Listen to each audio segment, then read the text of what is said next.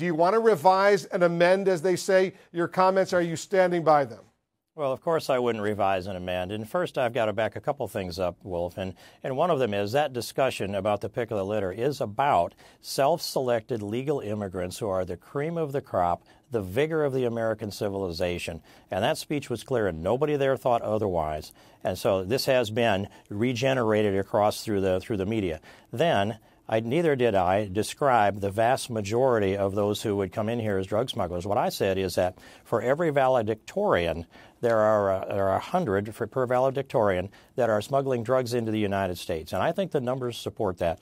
And so, no, I won't back up on that statement. I think it's important that the people in Congress are able to objectively look at the data that's out there, the real facts, and know that 80 to 90% of the illegal drugs that come into America come from or through Mexico. And the people that are carrying them are increasingly young people. Now, remember, the DREAM Act goes all the way up to 35. We're just talking about young people here. But we're seeing that the numbers of those arrested have gone a multiple of 10 times over the last year and a half or so. And in Mexico, there are the multiples also. 800 to 900 a year in Mexico are arrested smuggling drugs for drug-related crimes. So we have a problem here. These people would be legalized with those valedictorians as well. That's my point. And I think it's important we stop, look at the facts, and take a deep breath and analyze what's going on here. We're setting policy for the destiny of America. All right, let's talk about that, because another one of your fellow Republican congressmen, Raul Labrador of Idaho, you know him, he called your comments, and I'm quoting him now, irresponsible and reprehensible.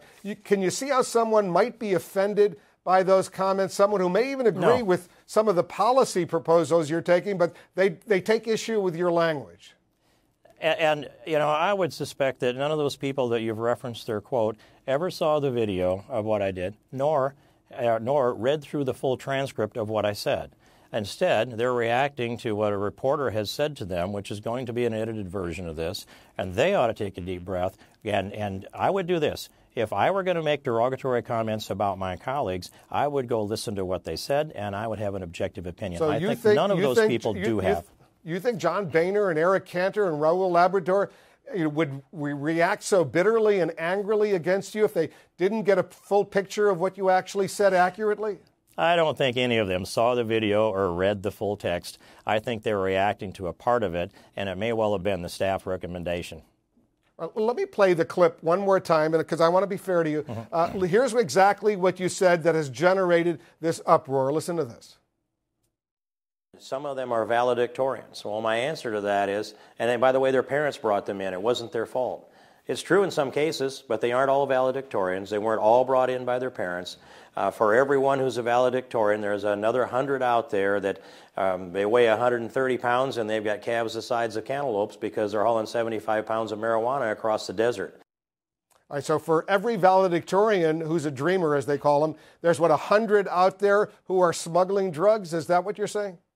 Well, yes. And, you know, you only get one valedictorian per class per year, and they aren't all dreamers. There's a lot of other American kids out here that are competing for that valedictorian status, but every night there are dozens and scores of people that are smuggling drugs across our border.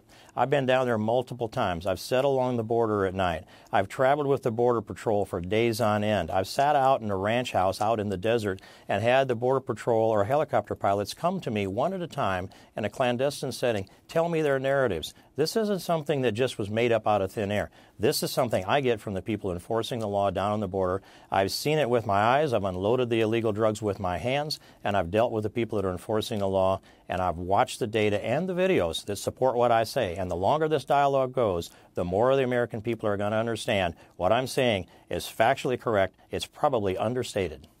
Yeah, because I know you gave an interview also today to Radio Iowa. You elaborated on the source for your figures, and among other things, you said this, and I want to be precise on what you said. You said that comes from being down on the border, spending days and nights down there on multiple trips, and time with Border Patrol. That description essentially came from them. So are you saying the Customs and Border Patrol officials basically told you that for every valedictorian immigrant out there, there are 100 who are drug smugglers? It's interesting to me how some of this interpretation can come off of what I said. I was clear about what I said. And the law enforcement officers, I have seen these drug smugglers. The law enforcement officers have described them to me as well. They know what they're doing. They have to chase people down now. The people they meet in the crossing the border illegally used to surrender themselves when they encountered Border Patrol agents. Now, more often, they will take flight or fight. And these are the characteristics that you'll hear from the people that are putting their lives on the line to defend us. And so, no, I wasn't talking about the ratio. They don't know. Border Patrol agents don't know how many valedictorians we have that are also dreamers.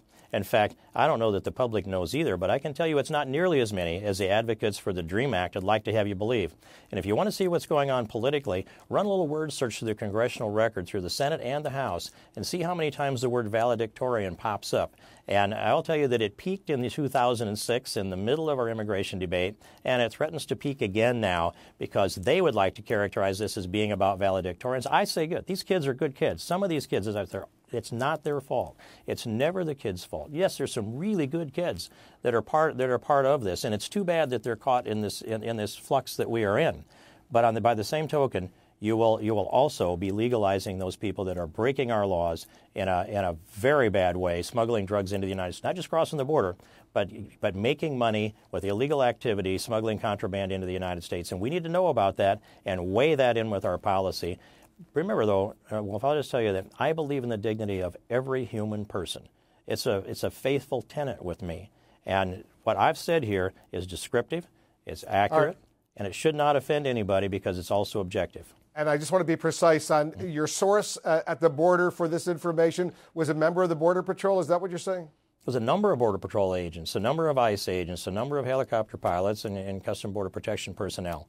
A number of those folks down there know me, and hope to go back again and reconnect with them. I think you'll find that when you talk to the agents, they're going to tell you Steve King's right, and we should not, as a Congress, stick our head in the sand because we feel some political pressure. We've got to do the right and objective thing. We only get to do this once. There's no putting the genie back in the bottle, Wolf.